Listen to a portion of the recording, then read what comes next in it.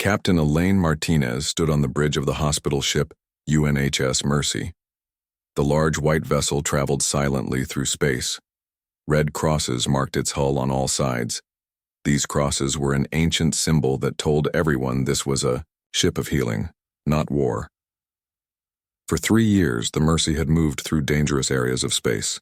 Its mission was simple but important: treat the wounded from all sides of the war between the Galactic Alliance and the Daraxian Imperium. The ship carried no weapons. Its only protection was the universal agreement that medical ships must never be attacked. Captain Martinez looked out at the stars. Her dark hair was pulled back in a neat bun and her uniform was crisp despite being 18 hours into her shift. "Lieutenant Gomez, what is our status?" she asked, taking a sip from her coffee mug. Paul Gomez looked up from his control panel. The young officer's fingers moved across the glowing display as he checked the ship's systems. "All normal, Captain. We have 247 patients on board. 89 of them are Daraxian soldiers. Medical teams report all patients are stable. We will meet the relief ship in 6 hours." Martinez nodded.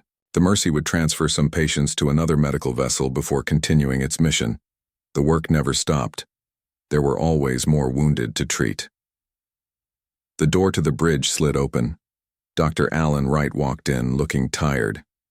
His medical uniform was wrinkled and dark circles had formed under his eyes.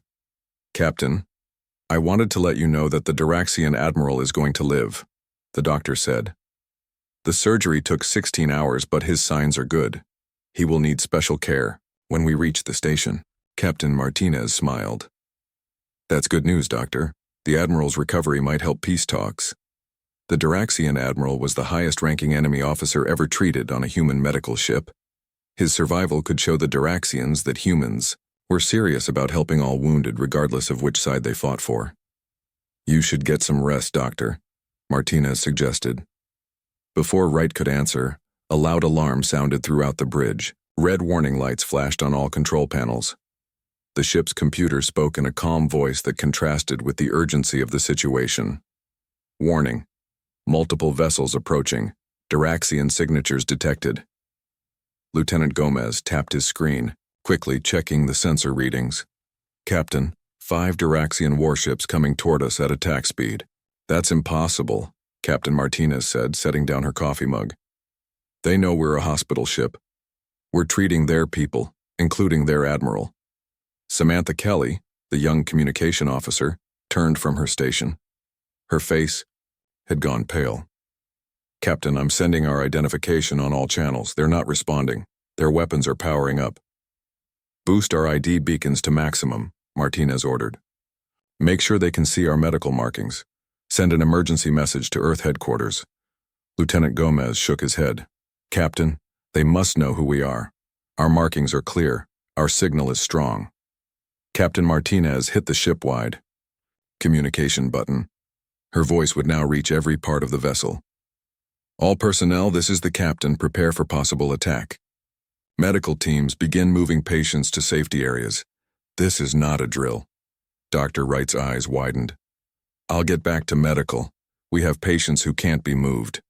As the doctor rushed out, Officer Kelly called out, "Captain, they're firing."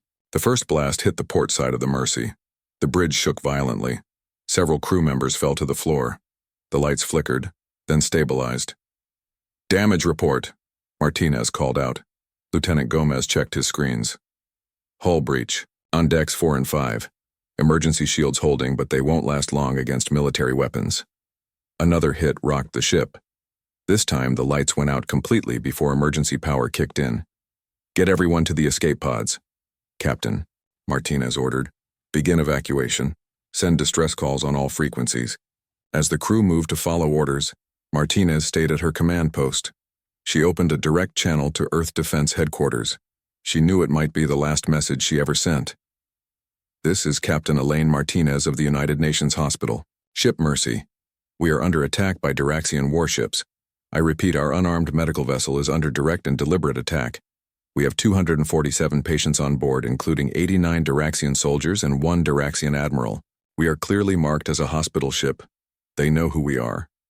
The ship shook again as more weapons hit their target. Martinez held onto her chair to stay upright. We are beginning evacuation, but many of our patients cannot be moved quickly. I am sending all ship data so you can see this was an unprovoked attack on a medical vessel. Around her, the bridge was coming apart.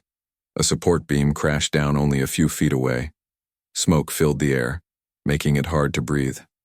May God forgive them, Captain Martinez said into the communication system, her voice steady despite the chaos. Because Earth never will. Lieutenant Gomez appeared at her side. Captain, we need to go. The escape pods are launching. Martinez nodded and followed him off the bridge. They moved through smoky corridors, helping injured crew members along the way. The ship groaned and creaked around them as its structure failed. In the medical bay, Dr. Wright and his team were loading patients into special evacuation pods. The doctor looked up as the captain entered. We've moved all we can, he reported. The Duraxian admiral is already on his way out in Pod 12. Another explosion rocked the ship, closer this time. The lights went out again, and when they came back on, part of the ceiling had collapsed. Last group, Martinez ordered. Everyone into pods now. They loaded the final patients into evacuation pods. Captain Martinez made sure every living person was accounted for before entering the last pod herself. As her pod launched away from the dying ship, Martinez watched through the small window. The beautiful white vessel with its red crosses was breaking apart under continued fire from the Duraxian ships. Even worse, she could see the Duraxians were now targeting the escape pods. Small explosions in the darkness showed where pods were being destroyed. They're shooting the escape pods, she whispered in horror. The other occupants of her pod, 2 nurses and an injured Alliance soldier, looked out in disbelief. Martinez activated the pod's communication system. This is Captain Martinez. All escape pods engage evasive patterns. Repeat, the Duraxians are targeting escape pods. Her own pod rocked as a near miss sent it spinning. The pilot, a young medic named Jason Baker, fought to regain control. Captain, I'll try to reach that asteroid field, he said. We might be able to hide until help arrives. Martinez nodded, then activated the emergency beacon. It would tell rescuers where to find them, if they survived long enough to be rescued. As the pod raced toward the distant asteroids, Captain Martinez looked back one last time at the remains of her ship.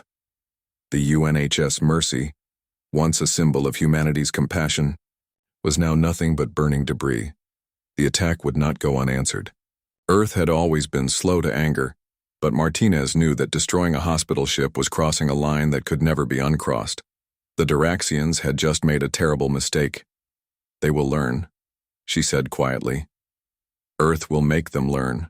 Admiral Frank Daniels stood with his back straight and his face grim. Around him, the emergency meeting room of the United Earth Defense Council was silent. Everyone stared at the large screen showing the final moments of the UNHS Mercy. The hospital ship broke apart in silence. Then the recording showed Duraxian warships firing on the small escape pods. Each flash of light meant more lives lost, doctors, nurses, and patients who had survived the initial attack only to be hunted down. How many survived? Asked Secretary Gloria Adams. Her normally neat appearance was rumpled, as if she had been called from sleep. Given the hour, she probably had been. 342 out of 1,200. Admiral Daniels answered. His voice was flat, hiding the anger he felt. Most of them were in pods that reached the asteroid field. The Duraxians didn't follow them there. Secretary Adams removed her glasses and rubbed her eyes. And the Duraxian response? A man in a diplomatic uniform stood up. They claim it was a mistake. They say their ships thought the Mercy was carrying weapons. Admiral Daniels couldn't stay quiet at that. That's impossible. The Mercy was clearly marked. It had the brightest ID beacon in the fleet. It was broadcasting on all frequencies. They knew exactly what they were hitting. The room fell quiet again as more footage played. This time it showed Duraxian ships deliberately targeting the medical bay sections of the Mercy first, before hitting engines or control areas. These weren't random shots, Daniels pointed out. They aimed for the parts of the ship where the most patients would be. Secretary Adams put her glasses back on. What are our options, Admiral? Admiral Daniels stepped forward. Madam Secretary, members of the Council, the Duraxians have broken every treaty we've signed. They've shown that they don't respect neutral medical ships. If we don't respond strongly, all human ships will become targets." He paused, then said the words he never thought he would say. "I propose activating the Fury Protocol." People around the table began to whisper to each other. The Fury Protocol had been created after the Mars colony was attacked 15 years ago. But it had never been used. It would send most of Earth's military ships on a single powerful attack. "The diplomatic problems," began one council member. "They attacked a hospital ship," Admiral Daniels cut in. "A ship that was saving lives, including their own soldiers. What diplomatic standing do we lose by responding to such an evil act?" For 3 hours, the council argued. Some wanted peace talks, others wanted a small strike to send a message. But as they watched the footage of escape pods being shot down, more and more agreed with Admiral Daniels. Finally, Secretary Adams called for a vote. "All in favor of activating the Fury Protocol, raise your hand." 22 hands went up. Only 3 stayed down. Secretary Adams looked directly at Admiral Daniels. "The Fury Protocol is approved.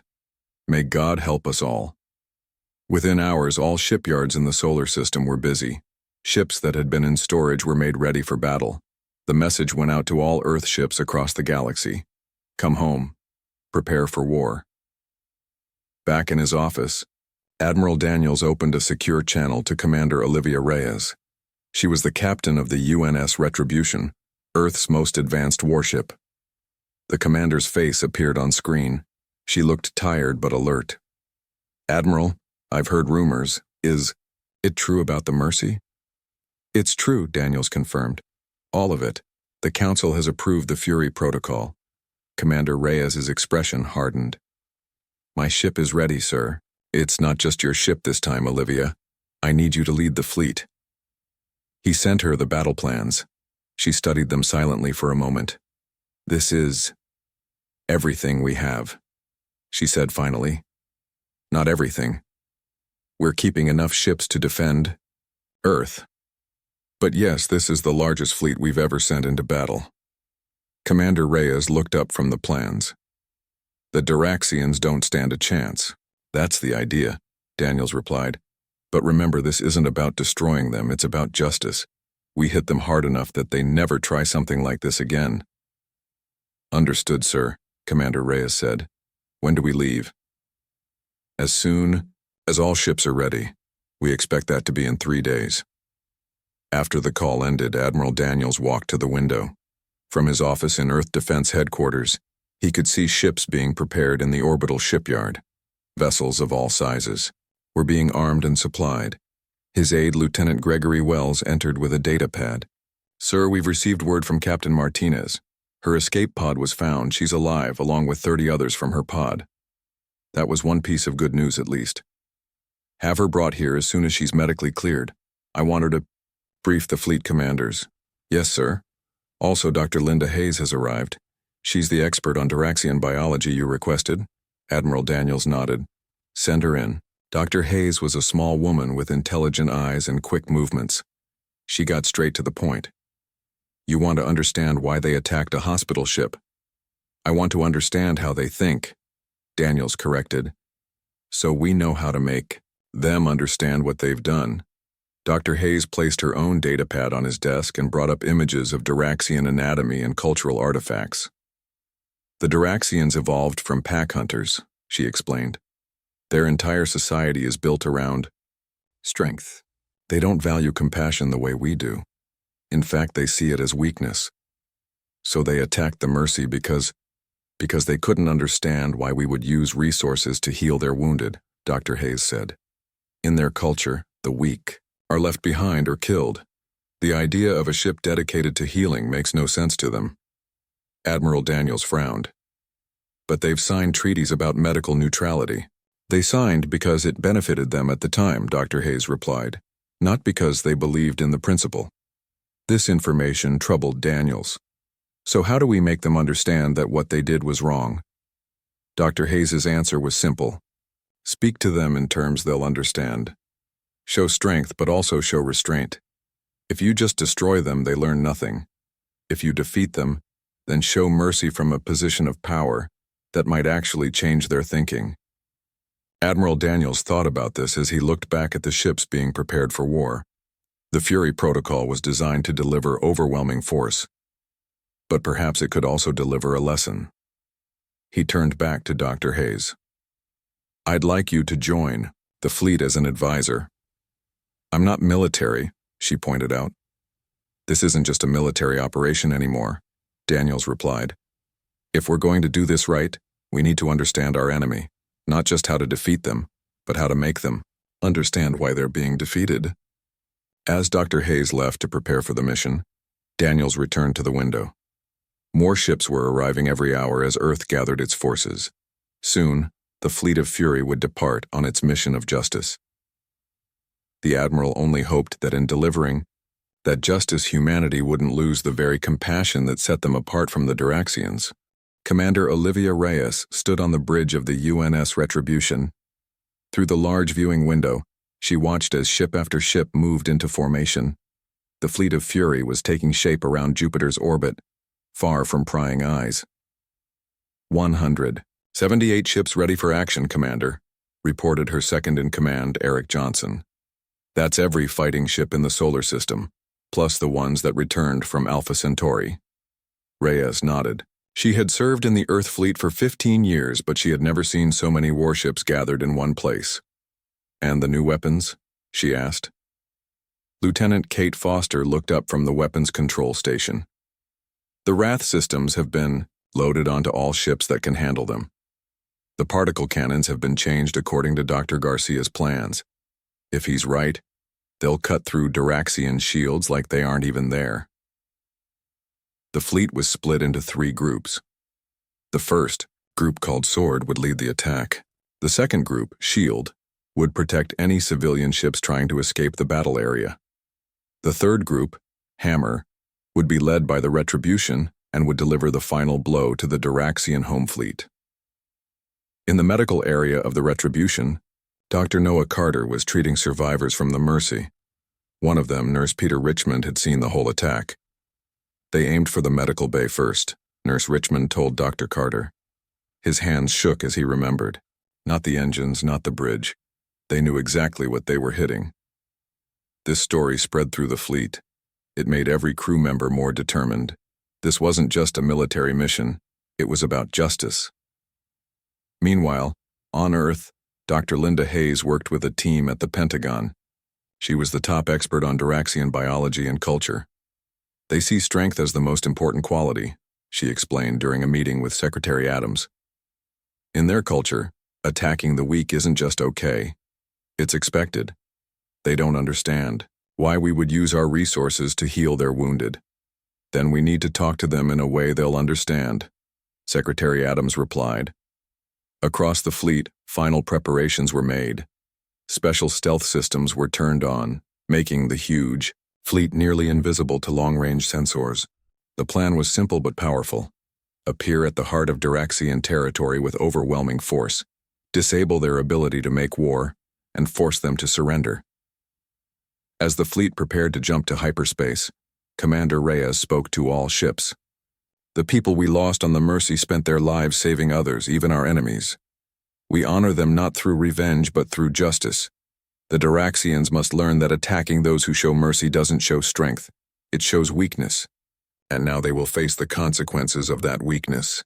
With that, the largest human battle fleet ever assembled disappeared into hyperspace, headed for Duraxian Prime.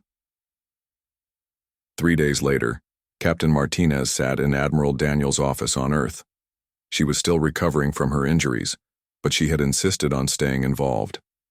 "I should be with the fleet," she said, her voice showing her frustration. Admiral Daniels shook his head. "You've done your part, Captain. More than your part. Now rest and heal." "Like my crew tried to do for the Duraxians," she said bitterly. "Yes," Daniels agreed. "And that's why this mission is so important. The Duraxians need to learn that our compassion is not weakness." Martinez looked at the star map showing the fleet's progress. "Will it work, or are we just starting a bigger war?" Before Daniels could answer, Lieutenant Wells rushed in. Sir, we've just received word. The fleet has arrived at Diraxion Prime. On the bridge of the Retribution, Commander Reyes watched as the fleet exited hyperspace directly above the Diraxion homeworld. The surprise was complete. The Diraxians had expected talks, demands, maybe even small attacks against outer bases. They never imagined humans would or could bring the war directly to their heavily protected homeworld. All ships, stay in formation, Commander Reyes ordered. Sword Group, begin your attack on their space defenses. Shield Group, move to protect the civilian escape routes we set up. Hammer Group, prepare to engage their home fleet when it appears. The Diraxian orbital platforms fired first, their energy weapons cutting through space toward the human fleet. But Dr. Garcia's changes worked well. The new shields absorbed and redirected the energy, leaving Earth ships mostly undamaged. On the UNS Vengeance, Captain Daniel Scott led Sword Group in a precise attack on the defense platforms. Target, weapon systems only, he reminded his gunners. We're not here to kill civilians. The battle in orbit was fierce but one-sided. Earth's ships, powered by righteous anger and equipped with technology the Diraxians had never seen, methodically disabled the orbital defenses. On the Retribution's bridge, Lieutenant Foster reported, Commander, Diraxian warships rising from the surface, 120 ships approaching. Commander Reyes nodded. This was the moment they had trained for. All Hammer Group ships, Battle Formation Delta, remember your training. These are the same ships that didn't hesitate to fire on a hospital ship. Show no mercy, but remember who we are. The space above Diraxion Prime exploded in a furious exchange of weapons. Diraxian ships fought with the fury of cornered animals, but the human fleet fought with cold, calculated precision. Ship after ship in the Diraxian fleet went dark as targeted EMP weapons knocked out their systems without destroying the vessels. Dr. Hayes stood at the back of the bridge, watching the battle unfold. They're confused, she said quietly to Commander Reyes. This isn't how they expected us to attack. Good, Reyes replied. Confusion will make them more likely to surrender. Just then, Lieutenant Kelly called out, Commander, we're being contacted by the Diraxian High Command. Reyes straightened her uniform.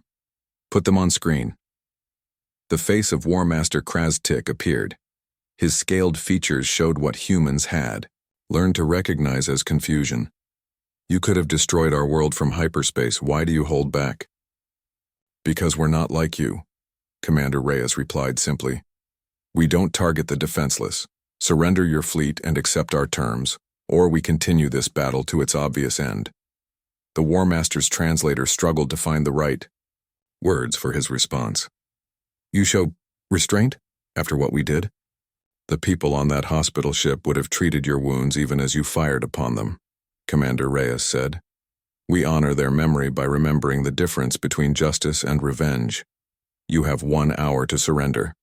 As the communication ended, Admiral Daniels contacted the Retribution from the UNS Judgment, which had just arrived with the second wave. Well done, Commander. The Diraxians respect strength, but they need to learn that true strength includes knowing when not to. Strike. Do you think they'll surrender, sir? Commander Reyes asked. They're thinking about their options right now, Admiral Daniels replied. But they've never faced a force like this. For the first time, they're afraid. And sometimes, fear can be the beginning of wisdom. As the 1-hour deadline approached, tension filled the bridge of the Retribution. The Diraxian vessels had pulled back to form a tight defensive ring around their capital city, but they had made no move to surrender. 5 minutes remaining, Lieutenant Kelly announced. Commander Reyes stood with her hands clasped behind her back, watching the Diraxian fleet on the main screen. In the past, Diraxians had always fought to the death. They saw surrender as the ultimate weakness, but they had never faced such overwhelming force before. Any communication from their command? Reyes asked. Kelly shook her head. Nothing, Commander. Dr. Hayes stepped forward. This is unusual for them. Typically, they would either be attacking or trying to negotiate from a position of strength. This silence suggests internal conflict. As the final minutes ticked away, Lieutenant Kelly suddenly turned from her station. Commander, we're receiving a transmission from the surface. But it's not from their military command. It's from something called the Science Guild. Commander Reyes raised an eyebrow. Put it through. The face that appeared on screen wasn't the reptilian warrior they had come to expect from Duraxians. This one had softer features and wore no battle markings. I am Elder Scientist Salvek, the Duraxian said through a translator. I speak not with the authority of our military, but with the authority of knowledge. Your restraint has caused confusion among our kind. Admiral Daniels, now linked into the communication from the UNS Judgment, moved forward in his chair. Explain. Our society values strength above all.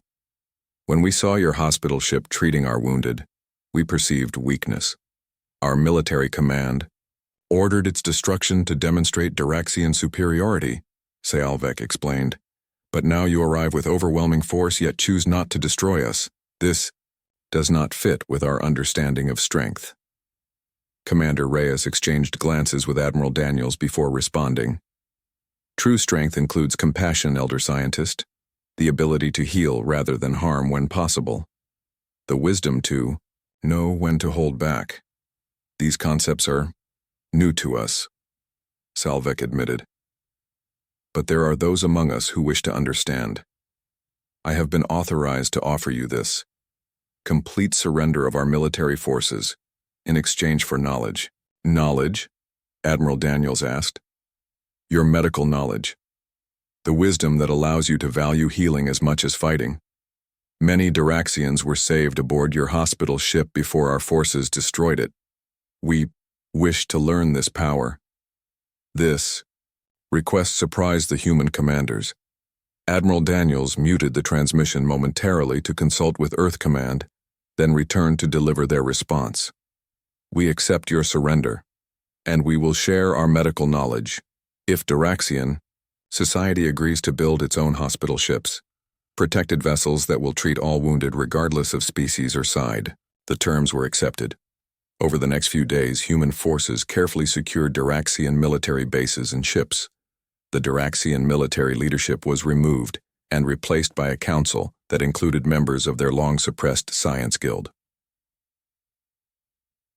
1 week after the surrender, Commander Reyes walked through the halls of the newly established Earth-Duraxian Cooperation Center on Duraxian Prime. Admiral Daniels accompanied her. I need to show you something, Daniel said, leading her to a large room. Inside, human doctors were teaching Duraxian scientists basic medical procedures. The Duraxians watched with intense focus as Dr. Carter demonstrated how to clean and bandage a wound. This is just the beginning, Admiral Daniels said. Next week, we start teaching them how to perform surgery. In another part of the building, Captain Martinez had arrived from Earth. Though still walking with a cane from her injuries, she had insisted on being part of the teaching team. Captain, are you sure you want to do this? Commander Reyes asked, when she found Martinez setting up a classroom. These are the same people who destroyed your ship and killed your crew. Martinez looked up from her work. Not these specific individuals, and even if they were, what better way to honor those we lost than by teaching their killers a better way? As they spoke, a young Duraxian approached hesitantly. Unlike the warriors they had faced in battle, this one seemed almost shy. Excuse me, he said through his translator. I was told Captain Martinez would be here. Martinez stepped forward. I am Captain Martinez. The Duraxian lowered his eyes, a sign of respect in their culture. I was one of the wounded on your hospital ship. Before it was destroyed, a doctor named Alan Wright saved my life. I wish to learn to do the same for others. Martinez's eyes filled with tears. Dr. Wright didn't survive the attack. I know, the young Duraxian said. That is why I must learn what he knew, so his knowledge doesn't die with him. Meanwhile, in orbit above Duraxian Prime, Lieutenant Foster was overseeing the disabling of weapons systems on captured Duraxian vessels. She looked out the window as a Duraxian engineer worked alongside her team. What will happen to these ships? The Duraxian asked. Some will be studied by our scientists, Foster replied. Others will be converted to serve new purposes. What, new purposes? The engineer asked. Before Foster could answer, Captain Scott entered the room. "The first one will be converted into a hospital ship," he announced. "It will be named the UNHS Mercy II." Back on Earth, Secretary Adams was addressing the United Nations. "The Fleet of Fury has completed its mission, not just to deliver justice but to forge a new path forward. The Duraxians have surrendered, unconditionally, and have agreed to all our terms." A delegate from Africa stood. "And what guarantee do we have that they won't attack again once our fleet leaves?" Secretary Adams nodded at the question. "Two things. First, we're leaving a substantial force in orbit around their world for at least 1 year. Second, and more importantly, we're changing their culture. The Science Guild, long kept in the shadows by their warrior caste, is now sharing power. They're eager to learn from us, particularly our medical knowledge." Another delegate asked, "Why this focus on medical knowledge?" Dr. Linda Hayes stepped up to the microphone. "Because in Duraxian culture, the strong survive and the weak perish. By teaching them to heal the weak, we're challenging their most basic beliefs about strength and weakness. It's a change that goes to the heart of why they attacked the Mercy in the first place." As the debate continued on Earth, Commander Reyes stood in what had once been the Duraxian war room. Now it was being converted into a classroom where human doctors would teach Duraxian medical students. "It's not the outcome we expected when we launched the Fleet of Fury," Admiral Daniels commented, standing beside her. Commander Reyes nodded. "No, sir. It's better. The best memorial we could build for those we lost on the Mercy." As they watched, the young Duraxian who had spoken to Captain Martinez entered the room, now wearing the white coat of a medical student. Admiral Daniels smiled. "The Duraxians thought they were teaching us a lesson about strength when they attacked the Mercy. Instead, we're teaching them a lesson about mercy." "And which lesson will last longer, do you think?" Reyes asked. "That," said Daniels, "will depend on what happens next. Our fleet delivered the message. Now it's up to the healers to make it stick." 6 months passed since the Fleet of Fury arrived at Duraxian Prime. The large human fleet had slowly reduced in size as ships returned to their normal duties. Still, 30 warships remained in orbit, a reminder of Earth's power and resolve. On the surface of Duraxian Prime, something remarkable was happening. The Elaine Martinez Medical Academy had opened its doors 3 months ago. Today was graduation day for the first class of Duraxian medical students. Captain Martinez herself stood on the stage, leaning slightly on her cane. Her injuries from the escape pod had healed, but she would always walk with a limp. She looked out at the audience of 100 Duraxians wearing white medical coats. "Today marks a new beginning," she said, her voice carried by translators to the Duraxian ears. "You came to us wanting to learn about healing. But you have taught us something too. You have shown that change is possible, even between enemies." In the front row sat Tralvek, the young Duraxian who had been saved by Dr. Wright on the original Mercy. He had been the top student in the first class, showing natural talent for medicine. After the ceremony, Tralvek approached Captain Martinez. "When I return to my home region, I will open the first Duraxian clinic that treats all patients regardless of rank or strength." Martinez smiled. Dr. Wright would be proud. Elsewhere on Duraxian Prime, Commander Reyes and Admiral Daniels were meeting with the new Duraxian Leadership Council. The council now included military leaders, Science Guild members, and representatives from other previously ignored groups in Duraxian society. "The last of the weapon platforms has been converted to a research station," reported elder scientist Salvek, who now served as head of the council. "And our fleet has been reduced to the agreed size." Admiral Daniels nodded. "Earth is pleased with Duraxian compliance. As promised, we will reduce our presence by another 5 ships next month." "There is one more thing," Commander Reyes added. "We've brought something to show you." On her signal, Lieutenant Kelly entered the room carrying a small plant in a pot. "This is an olive tree seedling from Earth," Reyes explained. "In our ancient history, it was a symbol of peace. We would like to plant it in the central plaza, where the statue of the war god used to stand." The Duraxians agreed, and a ceremony was planned for the following day. That evening, Dr. Linda Hayes met with a group of Duraxian scientists. After months of working together, they had made a breakthrough in understanding each other's biology. This new treatment will work on both humans and Duraxians, she explained, showing them a formula on a screen. It can heal radiation damage from spaceship accidents. The lead Duraxian scientist Valcor studied the formula. We never would have discovered this on our own. Our medical research was always focused on making stronger warriors, not on healing the injured. Dr. Hayes nodded. Different goals lead to different discoveries. By working together, we can find solutions neither of us would find alone. In orbit above the planet, something special was happening. The first Duraxian ship, converted to a hospital vessel, was ready for its maiden voyage. The ship had once been a fearsome warship called the Claw of Dominance. Now it had been renamed the UNHS Mercy II. Captain Scott stood on the bridge with a mixed crew of humans and Duraxians. "All systems ready, Captain," reported his human first officer. "Engineering reports ready," added his Duraxian second officer. Captain Scott nodded. "Then let's make history. Take us out, heading to the neutral zone. There are wounded waiting for our help." As the new hospital ship left orbit, it passed the UNS Retribution.